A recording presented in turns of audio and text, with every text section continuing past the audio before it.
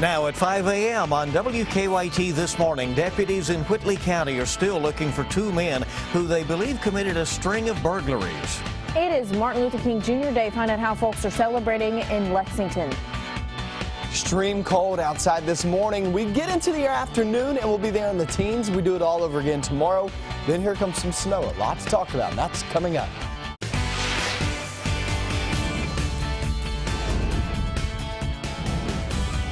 This is WKYT This Morning. Good morning and welcome in on a very chilly Monday. I'm Rebecca Smith. I'm Bill Bryant. That it is. I mean, those temperatures are in single digits this morning. It is biting cold weather. So keep that in mind if you're going out today for any reason. Let's check in with meteorologist Micah Harris. Good morning. Hey, good morning, guys. Yeah, and we're also looking at some flakes down toward the southeast. So you have the cold like Bill and Rebecca were talking about. Then you have a few flakes down south. This isn't going to do anything. It's not going to affect you whatsoever, but just know some flakes are flying around this morning. Look at these numbers. 6 degrees there in Lexington, 7 in Richmond, 6 in Frankfort, Lawrenceburg coming in right there around 6 degrees. Up toward Maysville, holding on temperatures roughly 5 degrees this morning. We get into your afternoon at 16. Extreme cold in the forecast today. We do it again tomorrow. It's a couple of degrees better, and that's about it. And then Wednesday, here comes some snow. I'm going to talk all about that coming up in a few minutes. Okay, we'll see you shortly. Thank you. As you just heard from Micah, today is going to be a cold one. And that trend will continue all week long, so be sure to add on some extra layers if you're outside this morning. WKYT's Mike Byer is braving the cold for us this morning, bringing us up to date. Good morning, Mike.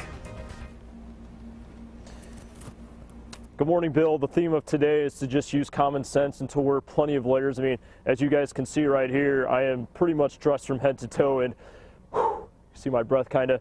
It is absolutely freezing out. So if you have to be out, morning commute, anything like that, just wear plenty of layers. Meanwhile, that's kind of be the theme of this morning. We could see wind chills anywhere from 0 to 12 degrees this morning, so make sure you use common sense when out. Meanwhile, the Compassionate Caravan was out once again last night and into the early morning hours. The program consists of volunteers who have one common goal: to help the homeless.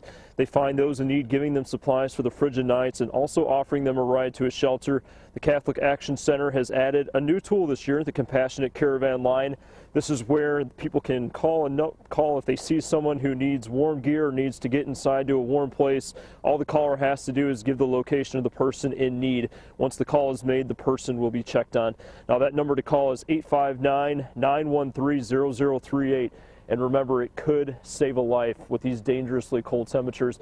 Once again, if you have to be outside this morning, just wear plenty of layers and use common sense. Live in Lexington, Mike Byer, WKYT. All right, Mike, thank you. Hopefully he can get back in a warm car for a little bit. Yeah, let's hope so, right? Oh, he looked pretty cold out there. Well, just a block from the Charleston, South Carolina church where a gunman killed 9 people, the Democratic presidential candidates met in their first debate of the new year. And they clashed on gun control and other major issues facing the nation as they look ahead to the Iowa caucuses. Weijia Jiang has the story from Charleston. Under fire from Hillary Clinton for changing his position on immunity for gun manufacturers, Vermont Senator Bernie Sanders shot back at his opponent.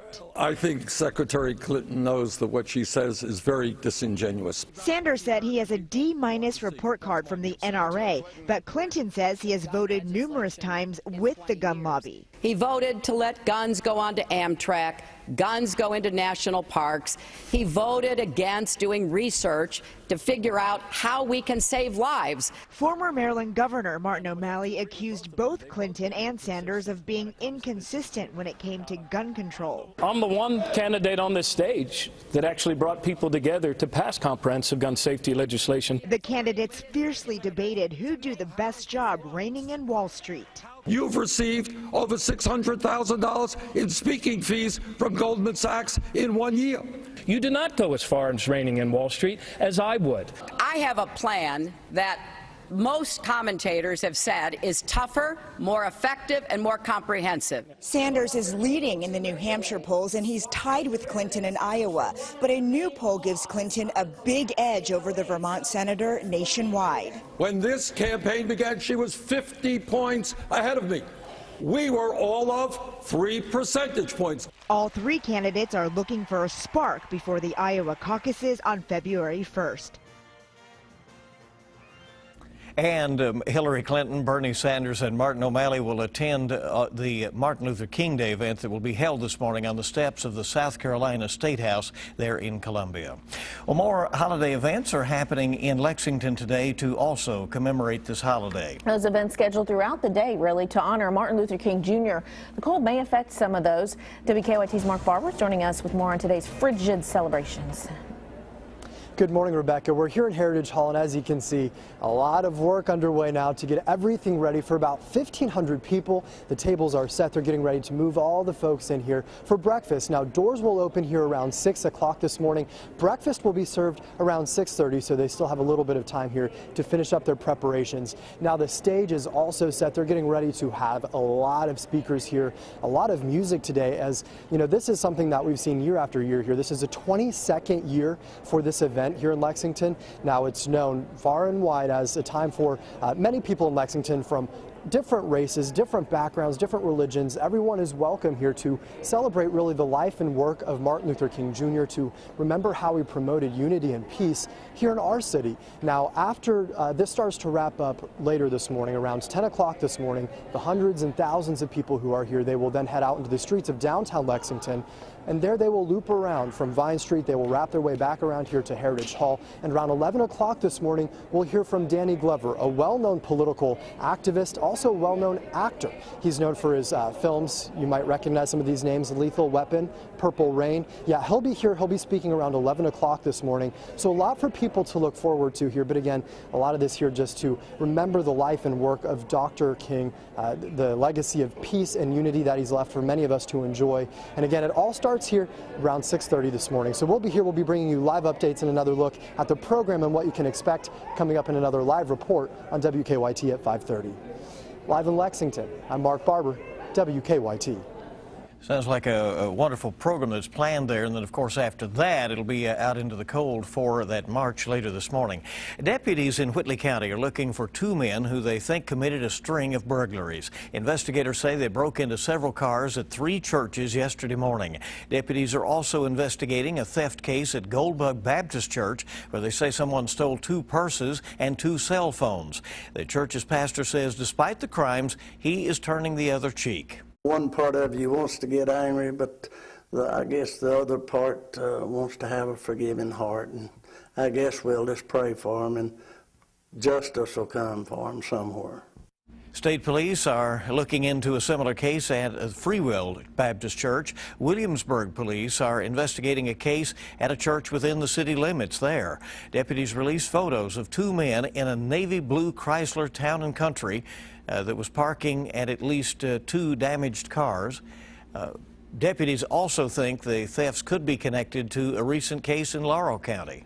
Lexington police are still looking for a man accused of robbing a gas station. The robbery happened around 7:30 yesterday morning at the Shell gas station on New Circle near North Broadway. The clerk told police a man in a gray hoodie came out, pulled a pocket knife, and demanded money. Police have released a photo of him. They say he ran towards the railroad tracks. Good to have you along on this bitterly cold morning here on your Monday. WKYT this morning is just getting started. Well, up north, snow has caused some problems on the roads. We won't get snow just yet, but Micah does have some chances for us this week when we come back. Yeah, we go from the cold temperatures the next couple of days to snow Wednesday through Friday. I'm going to get into that forecast coming to you next.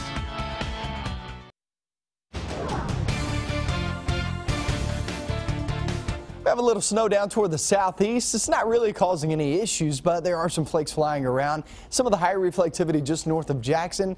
If you work your way into places of the Mountain Parkway in the Wolfe County, that's where you're going to be seeing that. Campton. If you're not seeing it, you'll see it very shortly.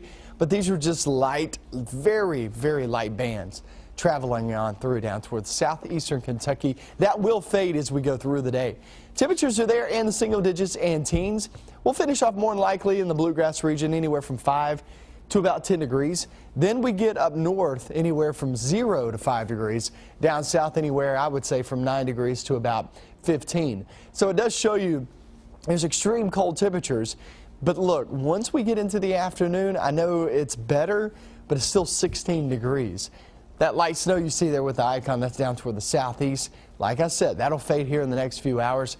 Then most of us toward the afternoon sitting there with a mixture of sun and clouds. So nothing really falling out of the sky today. Later on, it looks pretty good, but it's just going to be bitterly cold. Kids going outside will, no doubt about it, need to be bundled up. Their extremities, their hands, their feet, face covered up if possible. 7 by the afternoon, or tomorrow morning, I should say. And so today and tomorrow are pretty dry, right? But they're extremely cold. Then we flip the script and go to the other end of the spectrum and hold on to temperatures. They're a little bit warmer. They're in the 30s, but then you bring in some snow. Watch this, okay? So Monday and Tuesday are dry. Wednesday, we get off into Wednesday. Here comes some snow. As of right now, this could change, but as of right now, I would say anywhere from 1 inch, where most should be, to about 3 inches of snow, 3 being the max out of this. So there is a chance to have a pretty decent snow out of this, but for the most part, we're leaning more toward the 1 inch mark than anything else. So just know 1 to 3 inches possible there on Wednesday. Then we take about a 12-hour break, and then Thursday night, here comes another system into Friday. Now this one's extremely interesting. This one's one you have to watch with the track. Right now, it's putting extreme amounts of snow around here, but remember, that's 5 days away. We have plenty of time to iron out these details. If you see anything going around the internet, Facebook, Twitter, all those social media networks, just know that no, we're not expecting 20 inches of snow. No, we're not expecting anything like this past year where we picked up those 2 big snows. However, it's something to watch. That could be our first pretty good shot at some good snow there on Friday. So remember, Wednesday and Friday is your best bet at snow. 7-day forecast. Today and tomorrow is more about the cold. That's why we have those first alert severe weather days intact. Then we have the first alert severe weather day there on Wednesday for the snow showers moving on in. We'll see that, we'll more than likely put that in place for Friday too as we get a little bit closer, but we'll just have to watch that system because that system's coming in from the south, and we talk about this all the time. Those systems coming in from the south are the ones that can bring us good amounts of snow, so that's definitely bears watching. And the next several days, pretty active forecast, guys. This is wintertime forecast. There's no doubt about that. The cold, the wind, and also there comes some snow chances later on this work week. It's funny how people just want to think the worst in terms of the snow. And right. You know, a rumor gets going virally. Oh, yeah. Oh, yeah. That's why I tell people, watch out on Twitter and Facebook. You're going to see these huge weather maps. Just know that we'll put one out here in the next couple of days. Easy to remember February and March of last year, yes, so I guess that's why. Yeah, that's the guess that's why people jump to those conclusions. 5:15 is our time this morning. Well, we won't see snow just yet, but up north they've had plenty of it. Snow in Michigan can quickly turn into a whiteout. The conditions triggered a domino-style chain reaction on Interstate 94 yesterday afternoon. Police there say as many as 50 vehicles and nearly a dozen semi-trucks were involved in a massive pileup. Some cars were crushed during the pileup. Some people walked away without a scratch. So it happens that way, but certainly tough events up there. Dangerous. Time this morning is coming up on 5:16 on your Monday. We have a look at your money. Stick with us. Investors on edge after big losses on Wall Street. And which bank is now one of the nation's 3 largest financial institutions? I'm Marley Hall, and I'll have those stories and more coming up in your CBS Money Watch report. Welcome back in, 5:19 on WKYT this morning. There is a downward trend, as you probably know, going on the stock market for now. Holiday sales and gasoline prices among some of the things that are being talked about as factors, but at least we like what we're seeing as far as those low numbers at the gas pump, although that's a factor on the markets too. Yeah, it's all kind of crazy, right? And there's a new bank among the nation's top 3 asset holders. Marley Hall has the latest on your money. Wall Street ended the week with a major sell-off Friday. The stock market plunged hundreds of points right from the opening. The deep declines were sparked by tumbling oil prices. Crude fell below $30 a barrel, its lowest level in 12 years. Volatility in Chinese markets also rattled U.S. stocks. The Dow dropped 390 points Friday. The Nasdaq lost 126. Holiday sales weren't as high as expected. According to the National Retail Federation, sales rose 3% in November and December. That's below the 3.7% increase the group originally forecasted. But online sales exceeded expectations and grew 9%. Wells Fargo is now the nation's third largest bank in terms of assets, beating Citigroup. The San Francisco-based bank officially clinched the title Friday when it posted assets of nearly $1.8 trillion by the end of last year. That's your Money Watch. For more, log on to CBSMoneyWatch.com. In New York, I'm Marley Hall. All right, rolling toward 521. It's bright and early, and it's cold on your Monday. And we're glad you're with us here on WKYT. Sports is up next. A quartet of future Kentucky Wildcats have been named McDonald's All-Americans, and John Calipari calls for changes following a disappointing loss at Auburn. That's next in sports. It is -9 right now for the wind chill outside. -9 here in Lexington. 0 in Mount Sterling, -8 in Moorhead. Covington coming in the double digits below 0. Remember, that's the wind chill. It's not the temperature. However, it's still extremely cold, right? We get into the afternoon. We're at 16 degrees. Brutally cold conditions. Doesn't look like it's stopping anytime soon. Huge zone of higher pressure. And what this does, you get the clockwise flow around this. So it's just going to grab any air to the north of us and just slide it right in our viewing area. As you can see, those winds continue to slide on in. Once that just kind of moves out of the way, then we can start to get a little bit warmer. But until that moves, yeah, this cold air is not going anywhere anytime soon. To the north of us is actually below 0, well below 0. Now, we won't feel that, but we're still feeling that with the wind chill. So throw in 5-10 miles per hour. It's not very gusty, but it's gusty enough to continue to bring in this cold, cold air. That's a look at your forecast. Check out sports, see what's going on.